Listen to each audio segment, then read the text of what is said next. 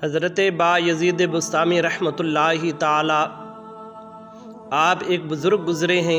आपका एक ख़ूबसूरत वाक़या। बुस्ताम शहर में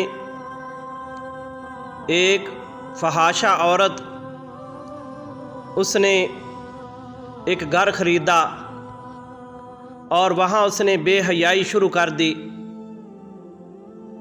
जवान लड़कों को वो बुलाती, उनसे पैसे लेती और अपने जिस्म की हवस पूरी करती। तो लोगों ने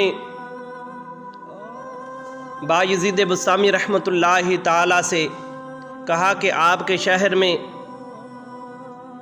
इस औरत ने बेहयाई फैलाई है और जवान लड़कों को वो ख़राब कर रही है, उन्हें गुनाह